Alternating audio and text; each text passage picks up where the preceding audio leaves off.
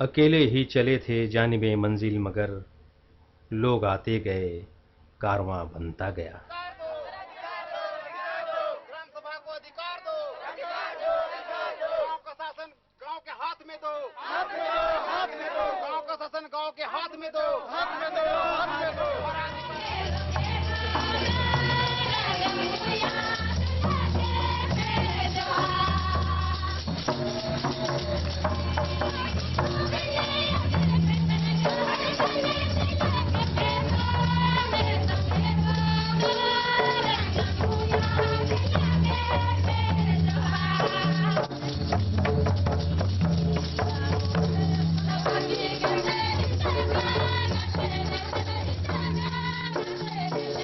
दास्तान 3.5 दशक पुरानी है। एक छोटे से गांव से शुरू हुई थी एक छोटी सी मुहिम सबसे आखिरी पंक्ति के आदमी को उसके हक की आवाज से लैस करने की, मुहिम तंत्र और व्यवस्था में हर एक तबके की भागीदारी सुनिश्चित करने की।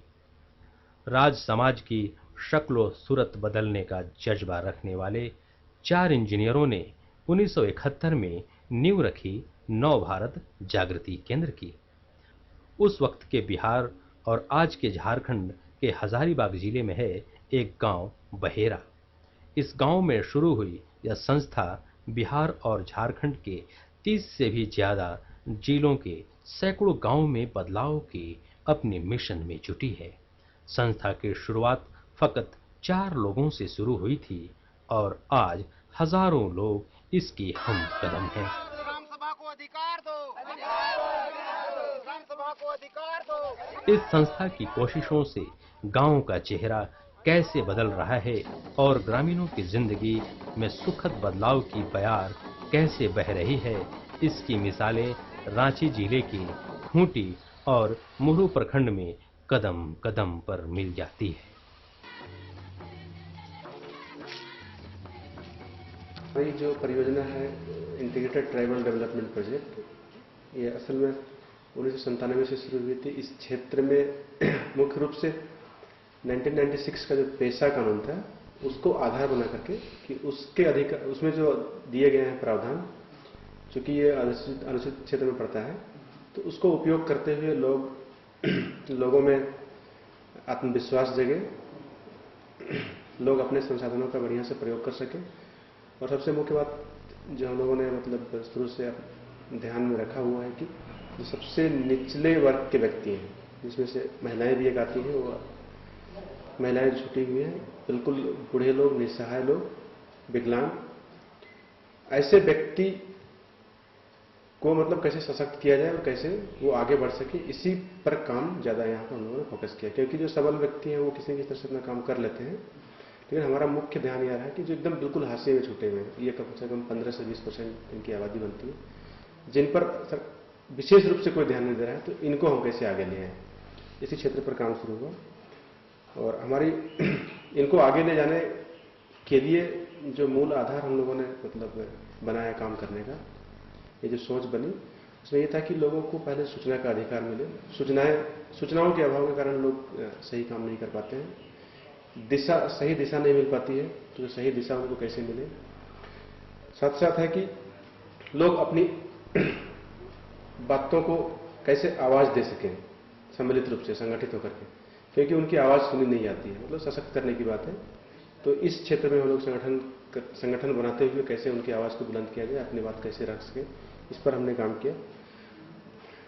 जैसे 96 के कानून में है कि ग्राम सभाओं को बहुत सारे अधिकार मिले हैं, लेकिन चूंकि वो अधिकार मिले हैं संविधान में है, लेकिन लोगों तक वो बात पहुंची नहीं है, तो उसके प्रति लोगों को जागरूक करना, फिर उनका उपयोग कैसे करेंगे, इस पर हमने ज्यादा जोर दिया कि लोग कैसे जो अधिकार दिए गए हैं, जो प्रावधान दिए गए हैं, उनका उपयोग कैसे करेंगे, कैसे उन अधिकारों को प्राप्त करेंगे।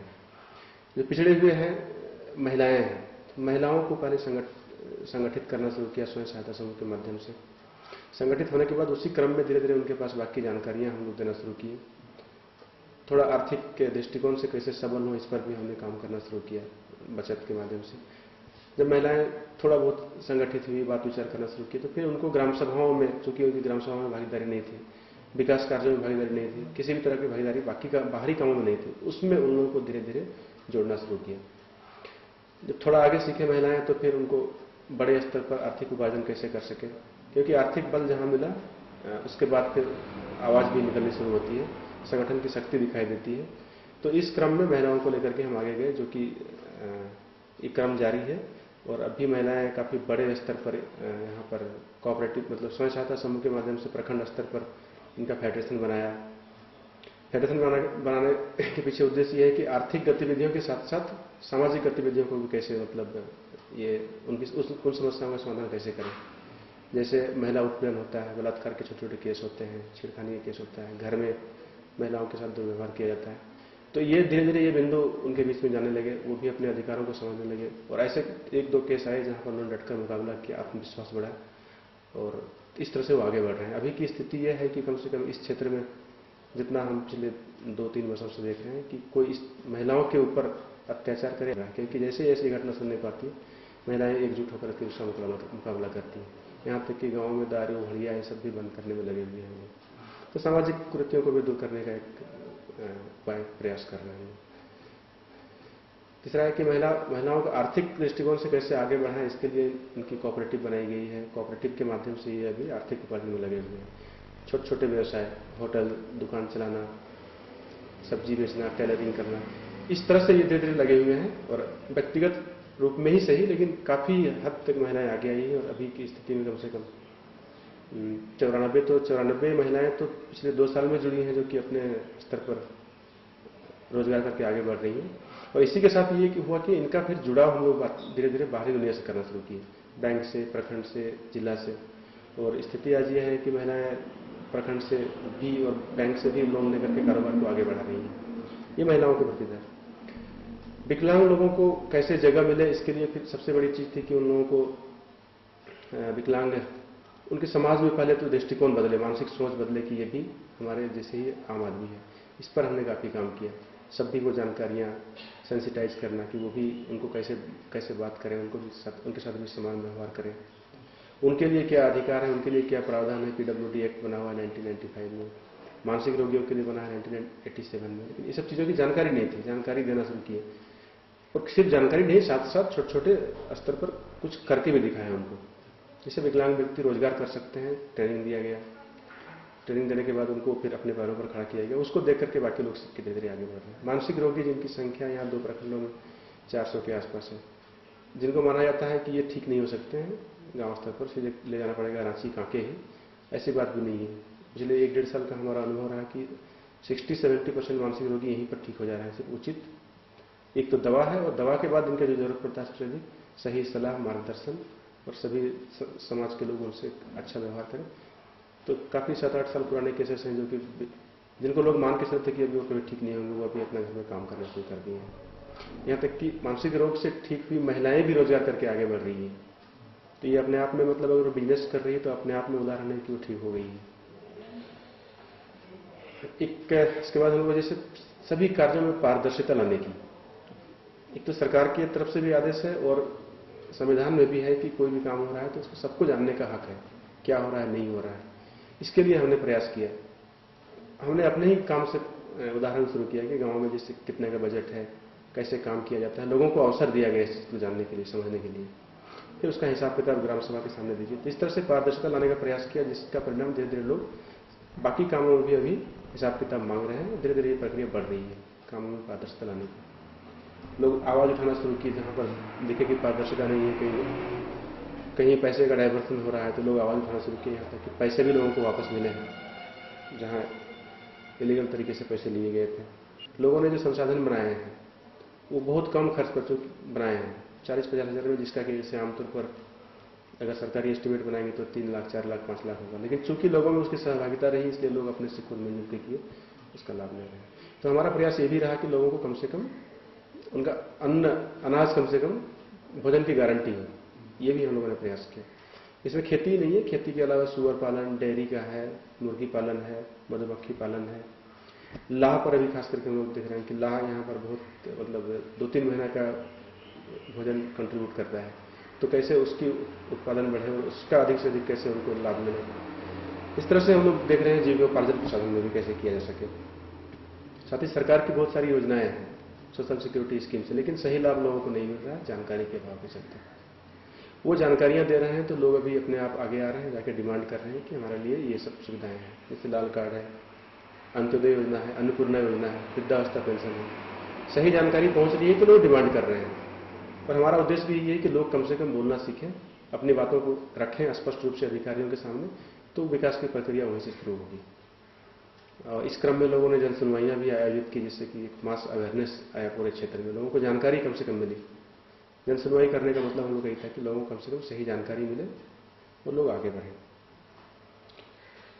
तो यही हमारी मतलब शुरुआती से काम करने के पीछे सोच यही है कि लोगों को उनके अधिकार जो हैं, जो संविधान प्रदत्त अधिकार हैं, कम से कम वो सारी चीजें लोग जाने समझें और अपने अधिकारों को पाने के लिए आगे बढ़ें। 1946 में पंचायती राज एक्ट विस्तार अधिनियम पेशा पारित हुआ, जिसके तहत गांव के अंतिम आदमी को संवैधानिक ताकत दी गई कि वे योजनाओं का वांछित लाभ उठा सके। नव भारत जागृति केंद्र ने इस ताकत को पहचाना और मुहिम छेड़ी गांव के अंतिम आदमी तक को उसका अधिकार दिलाने की। इसके बाद शुरुआत हुई ग्राम सभा के मजबूतीकरण की, क्योंकि यही वह माध्यम था जिसके जरिए गांव का अंतिम आदमी अभिशासन में अपना योगदान दे सकता था। हमारा जो अधिकार है हमें होना चाहिए, हमारे गांव वासियों को होना चाहिए। हर गांव में सबको, गांव वालों को अधिकार देना चाहिए। परंपरागत व्यवस्था को बनाए रखना है ना? हाँ। पढ़ा व्यवस्था मजबूत करना है। हाँ। जो भी हम लोग गांव में कुछ भी होता है तो हम लोग पढ़ा में ही उसका फैसला करें। जो बिचौलिए आते हैं वो लोग इसमें ना पड़ें। ग्राम सभा को अधिकार देना चाहिए। ग्राम सभा का मजबूतीकरण हुआ तो ग्रामीणों में अपने विकास के प्रति संवेदनशीलता आई। अब वे समझने लगे कि उनके लिए क्या सही है और क्या गलत।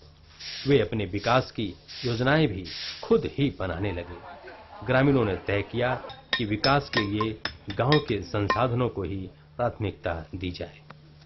इसके लिए गांव वालों ने प्राकृतिक संसाधनों पर अपना नियंत्रण स्थापित किया। ग्राम सभा के गठन में न सिर्फ पुरुषों ने बल्कि महिलाओं ने भी उत्प्रेरक की भूमिका निभाई और मुंडारी, खुटकट्टी वाले क्षेत्र, खूंटी और मुरहू में ग्राम सभाएं मजबूत की गईं।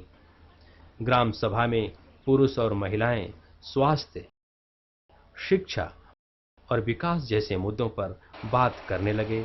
बैठक में गांव वालों ने सरकारी योजनाओं, उनके क्रियान्वयन और अनियमितताओं पर भी चर्चा की और ग्राम विकास की योजनाएं भी खुद ही बनाने लगे। जब उन्होंने देखा कि गांव में जन वितरण प्रणाली में अनियमितता है, तो गांव वालों के सैलाब ने इसे सुधारने के लिए मुरहू ब्लॉक के जलसार, कोइंसार और गुल्लू पंचायत में लोगों ने जन सुनवाई आयोजित की। इन जन सुनवाइयों के सकारात्मक परिणाम जल्द ही सामने आने लगे। इन पंचायतों में अब लोगों को समय पर राशन मिलने लगा। अब जन सुनवाई के बाद इस क्षेत्र में जो भी भ्रष्ट लोग थे, भ्रष्ट ऑफिसर थे, वो लोग अपने स्तर से भी उसको सुधारने का प्रयास किए और जो जितना भी ब्लॉक स्तर हुआ या सप्लाई स्तर हुआ, वो सब का पर्दाफाश हुआ है। पहले हम लोग को डार्क में रखते थे, पर अब डार्क खत्म हो गया है और सभी डीलर के पास जाकर के जो सही है वही करने के लिए डीलर को मजबूर किया जाता है। आपूर्ति सचिव के आने के बाद इस क्षेत्र के जितने भी भ्रष्ट लोग थे उन लोग सतर्क हो गए हैं। साथ साथ इस ग्रामीण क्षेत्र के लोग भी सतर्क हो गए हैं और जहां कहीं भी ऐसा अन्याय हुआ समझते हैं तो हम एकजुट होकर के संघर्ष करने के लिए जाते हैं और हमें थोड़ा बहुत लाभ मिला है।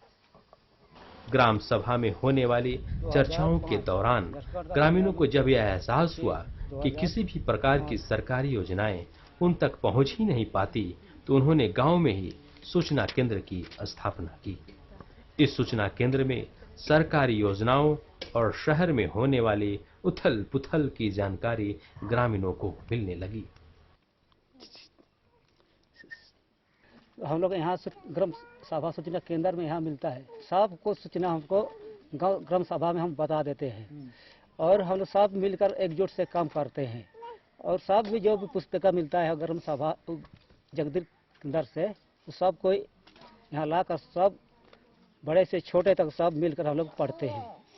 इससे हम लोग को सारे फायदे होता है। जैसे भी खेती बाड़ी में आलू टमाटर गोभी सब भी एक किताब मिलता है। वो किताब सबसे ये पढ़ कर हम लोग खेती करते हैं। इसे अनाज उपज करते हैं। इसे बहुत से बहुत अनाज पैदा कर सकते हैं हम लोग। इसे हम लोग की बहुत वृद्धि हो सकती है। शुरुआती दौर में महिलाएं सामाजिक बंदिशों के कारण ग्राम सभा में हिस्सा नहीं लेती थीं, लेकिन जब इन्हें समझाया गया तो ये महिलाएं सभी सामाजिक बेड़ियां तोड़कर ग्राम सभाओं में शामिल होने लगीं। हम लोग तो पहले नहीं जानते थे कि हम लोग क्या करेंगे क्या नहीं करेंगे।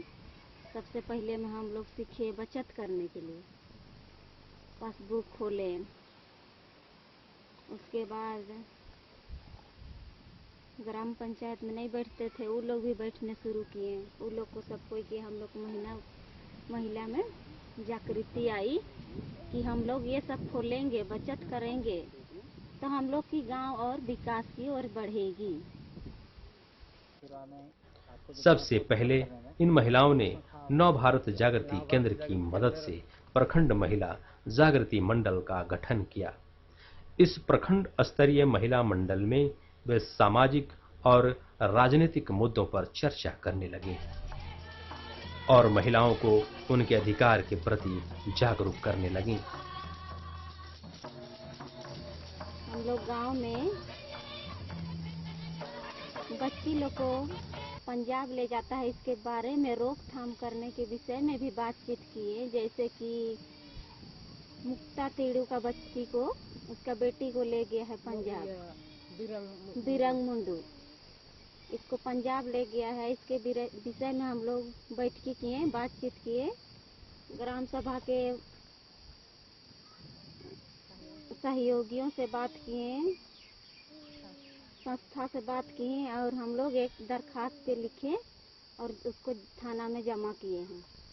महिलाओं ने अपनी आर्थिक स्थिति सुधारने की सोची और गठन किया तुर्तन महिला बचत एवं साख स्वावलंबी सहकारी समिति की। इस समिति में ग्रामीण महिलाएं अपने मासिक बचत को जमा कर खुद तो स्वावलंबी बनी ही, साथ ही गांव के लोगों को भी आर्थिक मदद करने लगी। महिलाओं का बहुत ही विकास हो रहा है। जब भी कुछ महिलाओं को तकलीफ होता है बीमारी के समय में या घर में पैसा घट जाता है तो हमारे मंडल से ऋण लेती है और उसे अपना ज़रूरतों को पूरा करती हैं। इसलिए हम लोग को बहुत ही अच्छा लगता है और सुविधा भी होती है। हम लोग को बाहर से कहीं रुपया खोजने का ज़रूरत नहीं पड़ता है, तुरंत कोषाध्यक्ष के पास जाती हैं और पैसा ले लेती हैं। तो इस मंडल का आरंभ ग्राम सभा के जरिए हुआ है और ग्राम सभा के माध्यम से इसका गठन हुआ है और फिर नव भारत जागृति संस्था के द्वारा इसे सहयोग मिल रहा है ताकि हर लोगों को जानकारी मिले और इस महिला मंडल के द्वारा लोग अपने हर काम में वो लोग प्रगति कर सके। हमारे महिला मंडल का नाम है ज्योति महिला मंडल हुटार। इस महिला मंडल में वर्तमान में 16 लोग हैं। आरंभ में इसमें कम लोग थे, लेकिन धीरे धीरे लोगों को समझ में आया कि महिला मंडल बनाने का क्या उद्देश्य है और वर्तमान में अभी 16 लोग हैं। आरंभ में हमें महिला मंडल क्यों बनाया जा रहा है इसके विषय में जानकारी नहीं थी, तो ग्राम सभा के द्वारा शुरू में संक्षिप्त जानकारी हमें मिला और फिर नव भारत जागृति संस्था के द्वारा हमें विशेष सहयोग मिला। तो हमने अपने महिला मंडल का गठन इसलिए किया कि महिलाएं आर्थिक रूप से मजबूत हो, जो घर में परेशानी हो रहा है, हमारे समाज में परेशानी हो रहा है, इन समस्याओं से हमें छुटकारा मिले और विशेषकर कि महिलाएं जो है वो आर्थिक रूप से पैसे कौड़ी के मामले में बहुत कमजोर है। तो यहाँ हमने 2004 से बैठक का आरंभ किया और अपने महिला मंडल यानी कि ज्योति महिला मंडल का गठन किया। और उस दिन हमने तय किया कि मंडल में साप्ताहिक बचत कितना तय किया जाए और फिर पैसा जमा होने पर उस पैसे का उपयोग हम लोग कैसे करें। धीरे धीरे जब इनकी आर्थिक स्थिति सुधरने लगी तो उन्हें लगने लगा कि लड़कियां शिक्षित होंगी तो ही समाज शिक्षित होगा। इसलिए इन्होंने अपने घर की बच्चियों को स्कूल भेजना प्रारंभ कर दिया।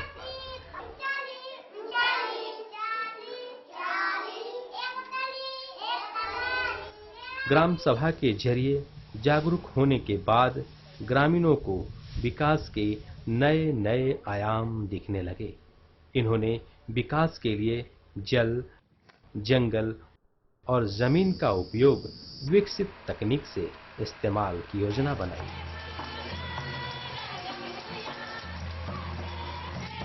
उन्होंने जंगलों की रक्षा सामूहिक रूप से शुरू की और उसे अपने लाभ के लिए इस्तेमाल करना प्रारंभ कर दिया।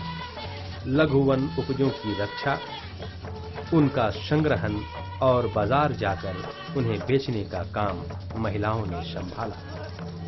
विकास के इस दौर में गांव के सभी स्त्री पुरुष ने अपनी जिम्मेदारी समझी और साथ मिलकर विकास के पहिए को आगे बढ़ाने की ठानी।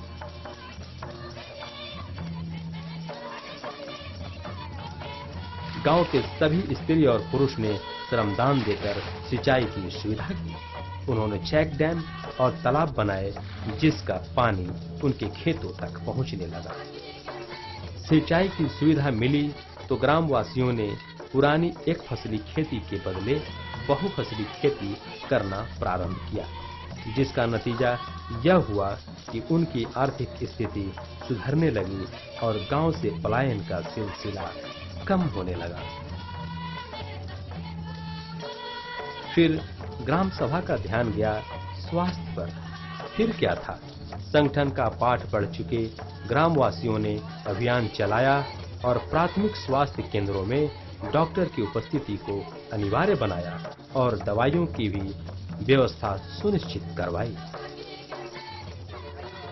अब तक जागरूक और सशक्त हो चुके इन ग्रामीणों को लगा कि इनकी आर्थिक तबाही का एक मुख्य कारण नशाखोरी है, तो उन्होंने नशाखोरी के खिलाफ गांव स्तर पर ही अभियान छेड़ा।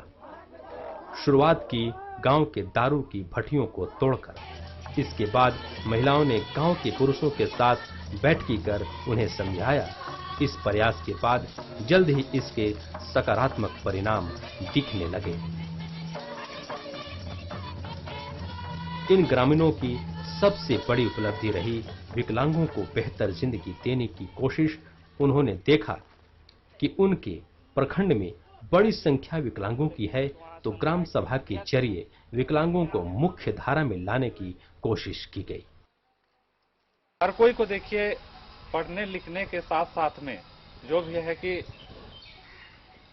पढ़ने लिखने के साथ में मतलब जो नहीं भी पढ़ पाए हैं तो उनके लिए भी ऐसा नहीं कि कोई साधन नहीं है। उनके लिए भी है कि देखिए वोकेशनल ट्रेनिंग ले और कोई सी जैसे टोकरी उकरी बनाने का, या जैसे गांव देहात में तो होता है कि सूप वूप बनाए और बहुत झाड़ू उड़ू बनाए। तो इस तरीके से मतलब छोटे से छोटे रोजगार से भी आप ऊपर उठ सकते हैं। ऐसा कोई ये नहीं है कि मतलब आप चलो बड़ा हो गया ये तो पढ़ेगा नहीं लिखेगा नहीं, पढ़ा लिखा हुआ नहीं है, तब कटोरा लेकर के ये जाए भीख मांगने, लेकिन ऐसा नहीं है। इसे उसके विचार के लिए हम लोग को सोचना बहुत मुश्किल है। और संस्था हम लोग को नवभारत जागृति जो हम लोग आज कर रही है, लेकिन हम उम्मीद करते हैं हम लोग खुद अपने पैर पर खड़ा हो जाए, किसी का मुहताज नहीं रहे। हम लोग खुद आगे वीडियो साहब से, डीसी साहब से मुलाकात करेंगे, अपना दुख व्यक्त करेंगे, बोलेंगे सर मेरे साथ ऐसा प्रॉब्लम है। हम लोग का टीम के साथ हम लोग विकलांग एक समूह बनाया है, जो चीज प्रोसेस डायरेक्ट से जाएंगे हम लोग होगा। डीसी साहब खुद बोले थे कि आप लोग जब चाहिएगा अपना दुख लेके आ सकते हैं, मेरा दरवाजा आप लोग के लिए हमेशा खुला है। नवभारत जागृति केंद्र के सहयोग से इन विकलांगों के लिए प्रखंड स्तरीय विकलांग समिति का गठन किया गया।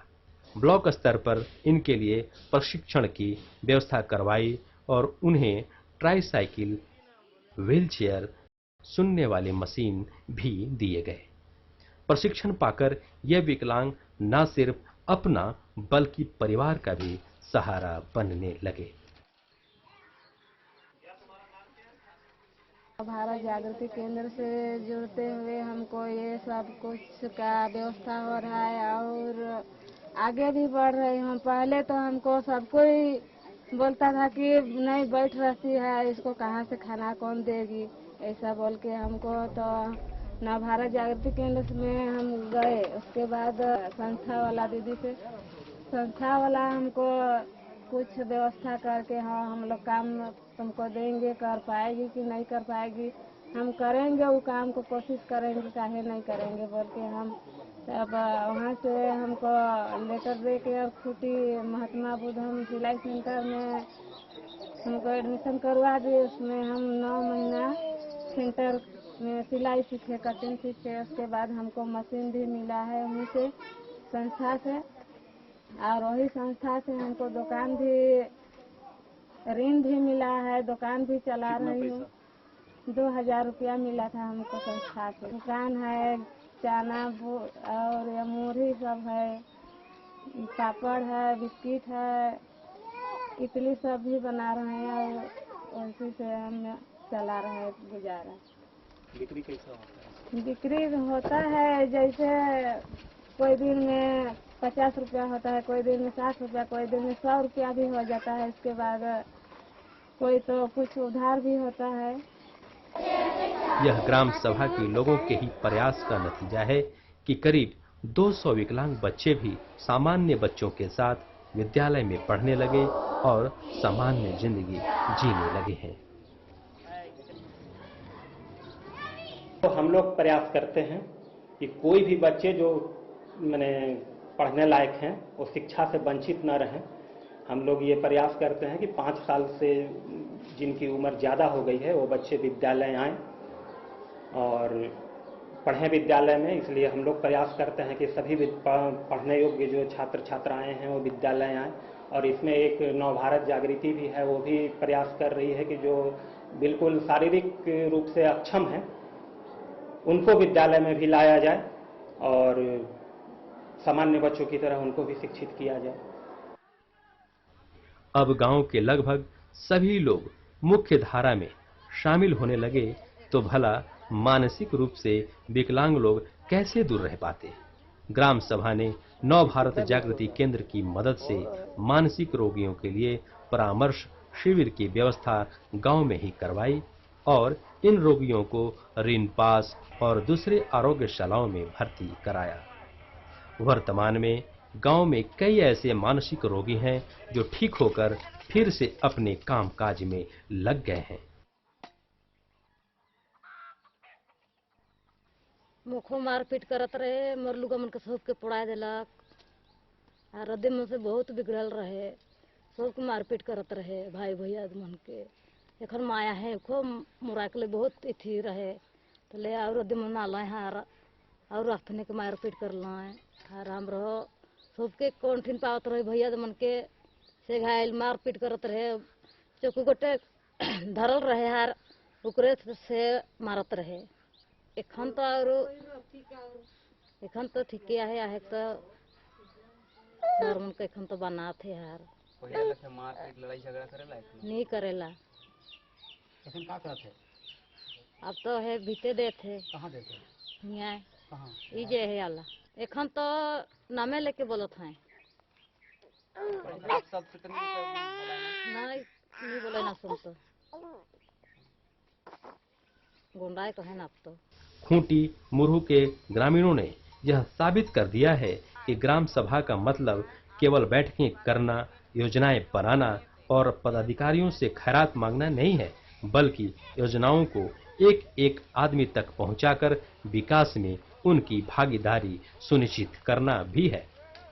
इन ग्राम सभाओं की बदौलत पहली बार लगा कि विकास का मतलब है आम आदमी की इच्छा को जागृत करना, उनकी आवाज को बुलंद करना, दमन के कुचक्र से मुक्ति पाना, उनके आंतरिक कौशल का विकास करना और उन्हें क्षेत्रीय संसाधनों के बेहतर इस्तेमाल के लिए तैयार करना।